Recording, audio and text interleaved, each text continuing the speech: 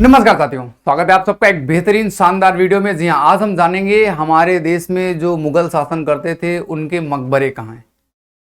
है तो अजीब बात, लेकिन फिर भी एग्जाम में बहुत क्वेश्चन पूछे जाते हैं कि अकबर का मकबरा कहाँ है। क्वेश्चन पूछा जाता है कि हुमायूं का मकबरा कहाँ है, बाबर का मकबरा कहाँ है, और इन मकबरों की क्या खासियत है, किस तरह से बनाए गए, यानी कि जो स्थापत्य कला में जिसके नीचे कोई भी मुगल सम्राट दफनाया गया है तो उसकी क्या विशेषता है। ये सारी बातें हम इस छोटे से वीडियो में समझेंगे। आइएगा शुरू करते हैं बेहतरीन सा क्लास। मुगल मकबरों की वास्तुकला, ऐतिहासिक और दार्शनिक सफर देखेंगे।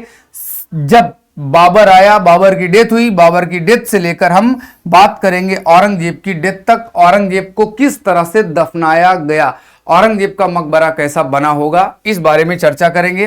ओवरऑल हम अगर एक शॉट में देखें तो काबुल अफगानिस्तान में बाबर का है, लाहौर पाकिस्तान में जहांगीर का मकबरा है, नई दिल्ली में हुमायूं का मकबरा है, आगरा में मकबरा है सिकंदरा में जो है अकबर का, खुसरो बाग प्रयागराज में खुसरो का है, और इसके अलावा बीबी का मकबरा के पास ही औरंगाबाद में आपको मिलेगा किसका मकबरा, वो मिलेगा आपको औरंगजेब।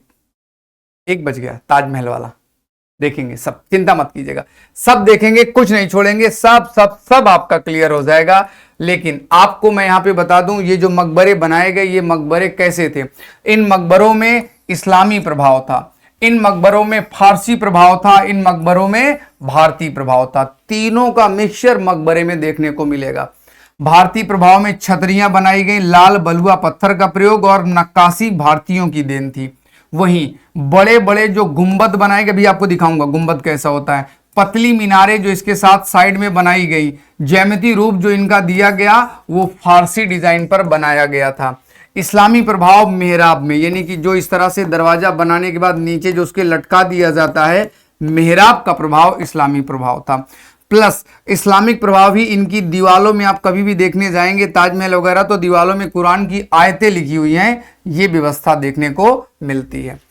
इल्तुतमिश भारतीय उपमहाद्वीप में विशाल मकबरे बनवाने वाले पहले सम्राट, पहला सुल्तान था लेकिन वो दिल्ली सुल्तान।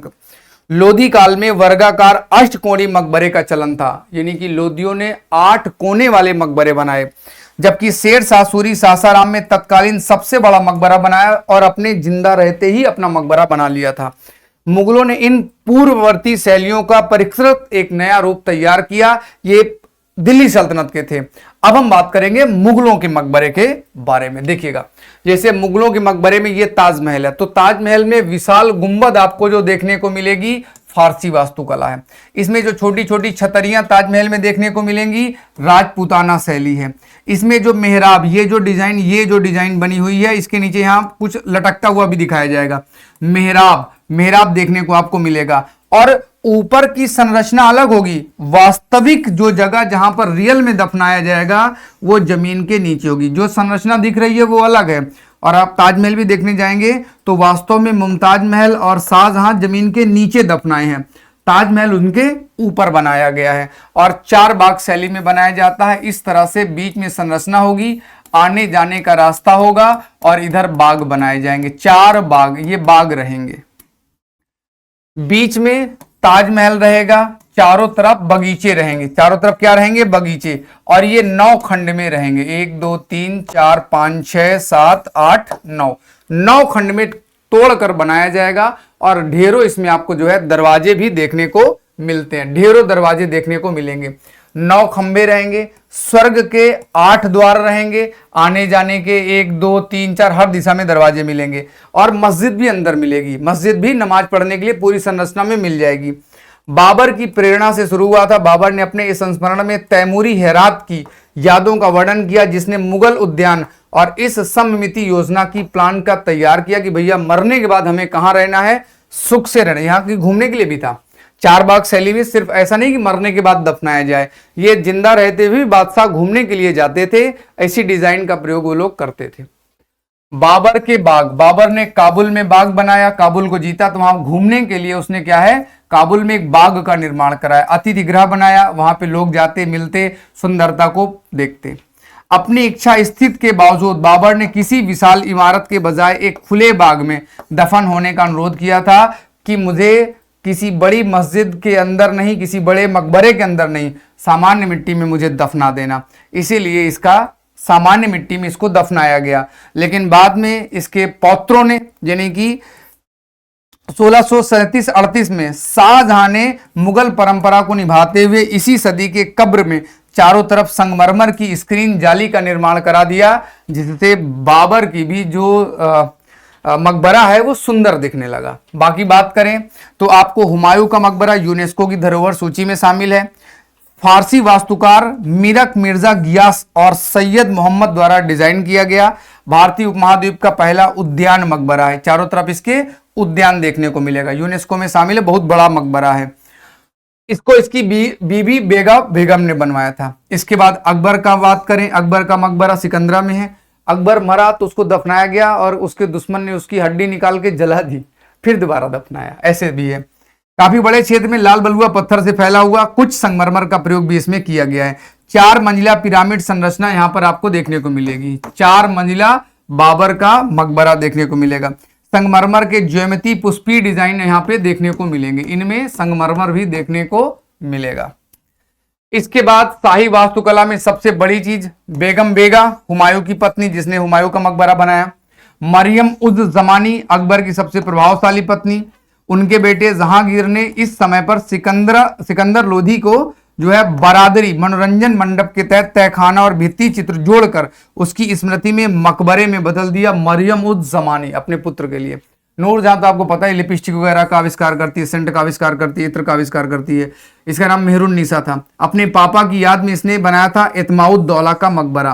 पहली बार पिट्रा ड्योरा का प्रयोग इत्माउद्दौला के मकबरे में किया गया, पूरा संगमरमर से बनाया था नूरजहां ने। अब नंबर आता है परिवर्तन का समय, और अब पहले चरण में तो संगमरमर लाल पत्थर है, दूसरे में संक्रमण, यानी कि जो आप ये जो डिजाइन है ना, ये डिजाइन है आपका इत्माउद्दौला के मकबरा की। इसके बाद थोड़ा सा यूज होता संगमरमर और लाल बलुआ पत्थर सिकंदरा में भी, अकबर के उसमें भी। लेकिन अब फाइनल नंबर है प्योर संगमरमर का प्रयोग ताजमहल में। सफेद संगमरमर, पूर्णतया सफेद पत्थर, नाजुक नक्काशी, जिसका चरण ताजमहल में देखने को मिलता है। आगरा का चीनी का रोजा मुगल काल में कांसे, कांसी, चीनी आदि चीजों का प्रयोग करके बनाया गया था ताज के महल को। ये आपका ताजमहल, इसके अंदर की डिजाइन ऐसी बनाई गई है। जहांगीर का मकबरा कहां है? लाहौर में। सम्राट की मृत्यु कश्मीर में हुई, उन्हें लाहौर के शहादरा बाग में दफनाया गया। इसका आंतरिक भाग भित्ति चित्री और बाहरी भाग पिट्रा ड्यूरा से बना हुआ है। बात करें शाहजहां की, यानी कि ताजमहल, शाहजहां द्वारा अपनी पत्नी मुमताज महल के लिए निर्मित करवाया गया था, यूनेस्को की धरोहर सूची में शामिल है। यह केवल एक इमारत नहीं बल्कि मुगल साम्राज्य का एक अकूत संपत्ति खर्च करने वाला कलात्मक दृष्टि आपको देखने को मिलेगा। ताजमहल शाहजहां की पत्नी मुमताज महल के लिए बनाया गया था, पूरी तरह से सफेद संगमरमर से बना हुआ है। अब इनके बाद इनके पुत्र का नंबर आएगा, यानी कि औरंगजेब का। औरंगजेब ने भी अपनी बीबी के लिए बनवाया बीबी का मकबरा औरंगाबाद में। पत्नी दिलरस बानो बेगम के लिए वैवाहिक निष्ठा का प्रतीक है। एक पत्नी, लेकिन साइड में बहुत थी, शादी एक से किया। मुख्य रूप से प्लास्टर और चूना पत्थर से बना हुआ। ये चाह रहा था मैं सेकंड ताजमहल बनाऊं, बट उतना अच्छा बना नहीं। और स्वयं तो मिट्टी में दफन हुआ, मिट्टी से मिट्टी में वापसी। औरंगजेब की कब्र अहमदनगर में बनाई गई 1707 में जब वो मरा, लेकिन वो मिट्टी में ही दफना दिया गया। उसके लिए कोई विशेष कब्र का निर्माण उस समय नहीं किया गया, इस्लामिक परंपरा को ध्यान में रखते हुए। अब रही बात शुरुआत बाबर से शाहजहां औरंगजेब तक, एक पूरा क्रम आपको अकबरों का मकबरों का देखने को मिला होगा। फिर मिलेंगे एक और वीडियो में एक और जानकारी के साथ, तब तक के लिए मुझे दीजिएगा इजाजत।